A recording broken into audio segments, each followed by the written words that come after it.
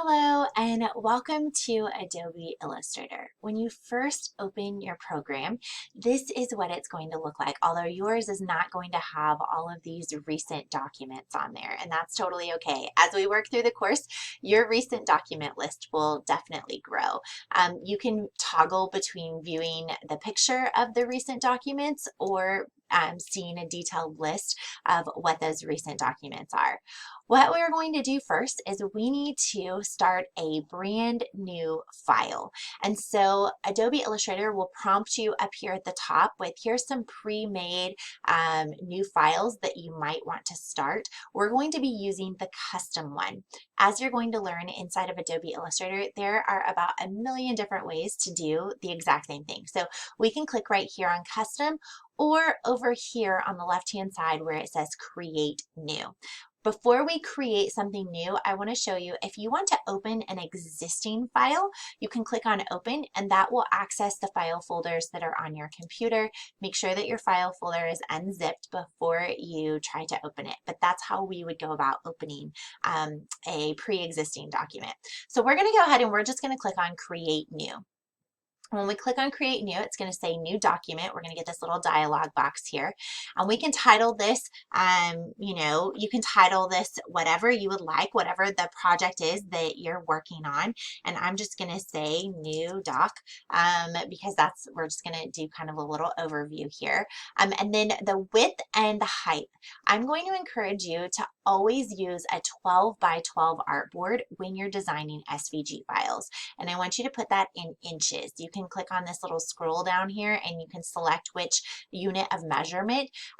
And I'm going to encourage 12 by 12 because typically on a cutting machine, that's the size of the space that we're working with.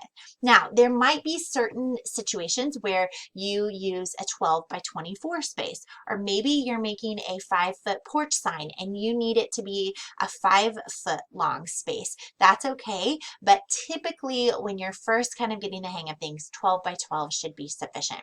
Orientation, we don't need to adjust if it's portrait or landscape because we're using a square. Artboards are the number of artboards that we're going to have. For right now, we're going to start off as 1. In the future, if you're making a bundle, like let's say you're making those porch signs and you want 5 different designs in that bundle, you might want to have 5 artboards. But again, for right now, we're going to start off with just 1. We don't need to do anything on our bleed. And then for advanced options, if you open this up, it's going to give you an option to have a different color mode. RGB color is mainly if you're going to keep your design on the computer screen. CMYK is if you want to take that design and you're going to print it. And so I'm going to go ahead and keep mine in CMYK. And then you want to make sure that your raster effects, that it's at 300 PPI, so that when we go to export our files, they're at a very, very high resolution. And so that's going to be about it. And next time when you go to open this, you will see it right here as a pre-made custom setting, so you won't necessarily have to go in and adjust this every single time. And so we're going to go ahead and we're going to click on create. And when we do that, it's going to open up our brand new document. You'll see the name of your document right here. And if you open up more than one, they'll kind of like go right next to each other and you can kind of flip between the various files that you have open. Now, from here, the first thing I want you to make sure that you do is right up here, throughout this entire course, I'm going to be working with my Workspace on Essentials Classic. So if yours is on Essentials, it might look something like this, where you only have one menu of tools open. Or if you are on Automation, it might look something like this, where you have a lot of your actions open. And so for me, I'm going to be working on Essentials Classic. So I want you to go ahead and make sure that yours is also on Essentials Classic, and that's really going to help match your screen with what my screen looks like. Now, in this section, I want to talk a little bit about some of the tools that you have here inside of your software. So we're going to talk about some of these tools that are over here on the left-hand side. Now, if you want to open up a new document, we talked about how to open up a pre-existing document. We talked about how to create a brand new document, but let's say that you have this document open and you want to bring something into this document. What you can do is you can go right up here to File. It'll give you the option of New, the option of Open. It will even show you your most recent files that you can open as well. When you click on New, it's going to give you that box again, and you can create a new one, and then it's going to create a second tab here for you. When you go to File, Open, you can click on your previous document. Like, let's just say I'm going to open this calendar template, and it will also open in a new option here. So you can kind of click through the various ones. So new is a brand new blank one. Open is something that's already pre-existing, but let's say that you want to place something directly onto this artboard. You're going to go to File and you click on Place. And when you do that, let's say that I'm going to place this calendar template. What it will do is you can see right there attached to my mouse, it's a little like snapshot of what it looks like. I click, I drag, and it will place that file right there inside of my document. Okay, so those are kind of the three ways to get to information that we have on our computer and to get new documents open. I'm going to go ahead and I'm going to close these previous templates. So we've discussed how to do a new, how to do an open, and how to do a place. So they are basically doing the same thing, but they have a couple of different features. New is a brand new document that's doesn't have anything on it. Open is opening something that's already existing, and place is putting something that's already existing onto your current document. Okay. Now, the next thing I want to talk about is let's talk about some of these tools over here on the left. There are a lot of them, and we will get lots and lots of practice with these. The one that you're probably going to use the most is this open arrow here. It's called the selection tool, and you can get to that by doing the shortcut V on your keyboard. So if you have anything else clicked and you click on V, it'll take you back to that selection tool. Okay, and this is what you will do to click on and to select a particular item here inside of your software. Right next to that is the solid, the filled in selection tool, and that's called the direct selection tool.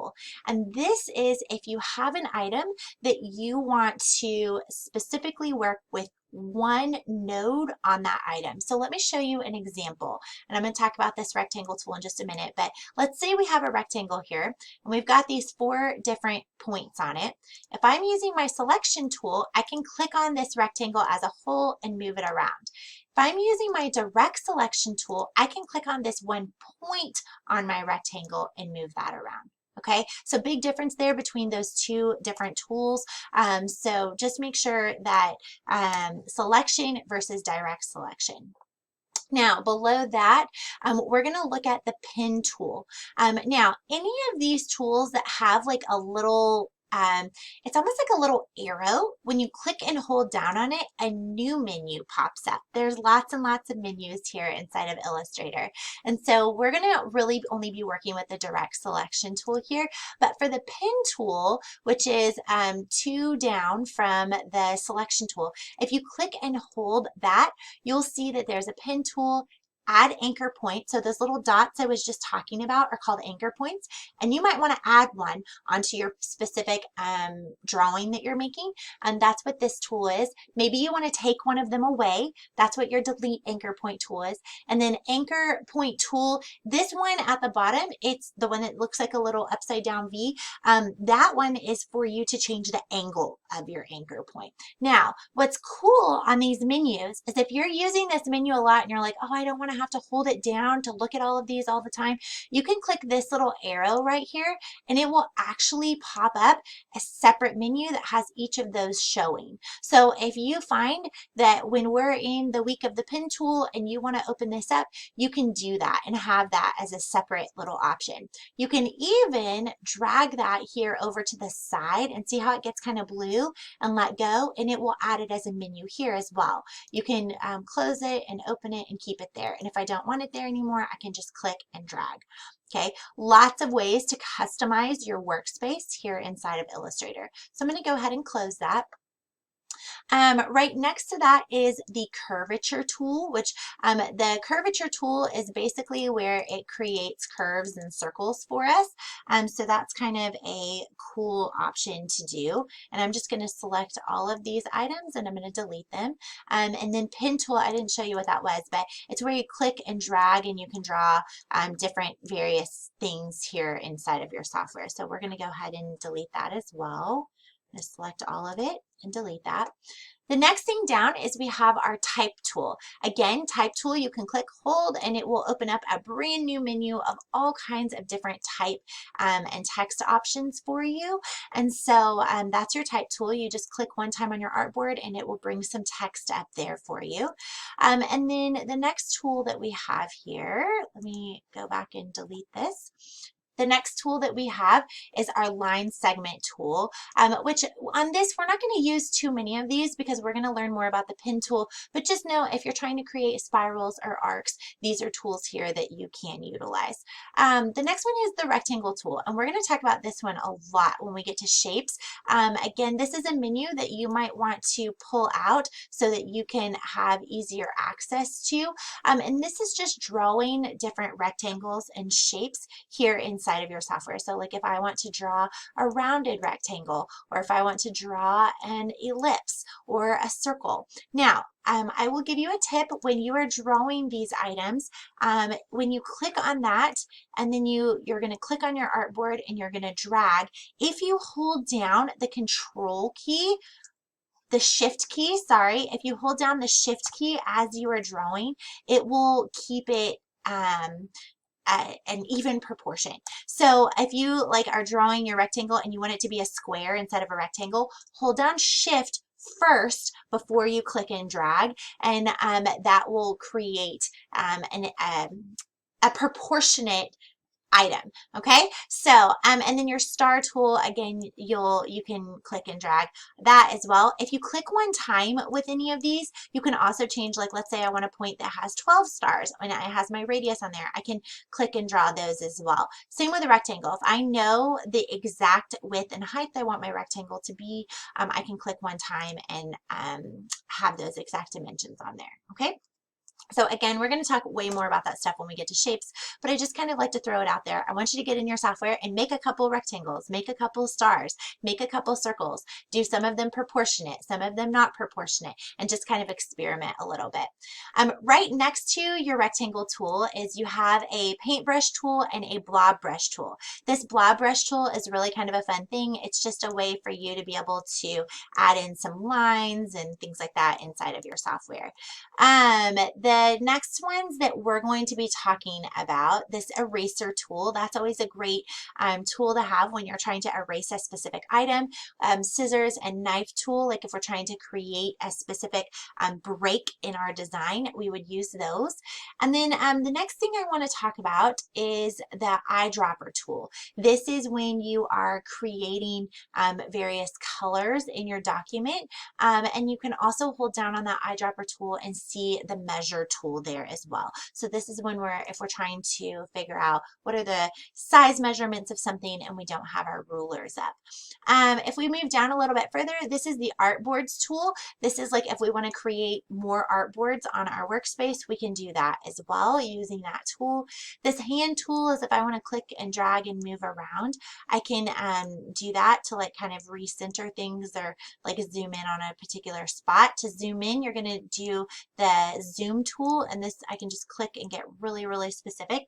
You can also use your keyboard shortcuts for these things, which is Control minus to zoom out, and so, or Control plus to zoom in. And so that will, you can see here on the side to zoom in and zoom out. Or you can hold the space bar down and then that will bring the little hand up. Click with your mouse and drag it around that way. And that way you can also pan. So again, space bar, click with your mouse, and then you can see it's like the little hand is gripping your artboard, moving it all around there. Okay. So that's kind of a quick overview of all of these tools. Again, we're going to go into way more details with these. I just like to talk you through them so that you can kind of get in there and experiment a little bit. Now, this next little section is the color of your item. So I'm going to draw a rectangle here just for an example. You can see that the fill color of my item is black and that my stroke, which is the line around the outside, it has no color on it. If I click this little arrow, I can switch that, and now I have a black stroke and I have no fill. So I can kind of flip back and forth there. I can also see that right up here at the top. This is my fill color and this is my stroke color. If I click on this option, if I double click here on this menu, it's going to open up another more specific menu. If I know that I want a really specific color, I can type in that color here, or I can kind of experiment on this and it will tell me what I currently have and what the new item is that I've picked. And I can click on OK and adjust that coloring from there. Okay. Moving right along. Now, something that you're going to see as you go is as you use different things on this menu, the options up here across the top are going to change. And so that's very normal because depending on what items you have selected, it gives you various options across the top. So we're just going to take this rectangle, for example, and I'm going to make sure that my rectangle is selected. And I can see up here at the top, the width of my rectangle is 9. And then the height of my rectangle is about 5. So if I make this taller, because I have my pretzel, I call this little item in the middle a pretzel, because there's no line through it, it's going to get proportionately bigger and smaller. If I uncheck the pretzel, it'll get disproportionately bigger or smaller. So that's one way that you can adjust height and width on your items. You can also just hover over it and you'll see your little mouse will turn to like up, down, and you can adjust your height and your width like that. Or you can hover your mouse to the corner and it will kind of turn like a little, it'll look like a little curve. You can click and it'll angle it to a various angle. Okay. So we've talked a little bit about heights, widths, the tools here on the side. The next thing I want to talk about, I'm going to go ahead and delete this rectangle, is right over here on the side is my layers panel.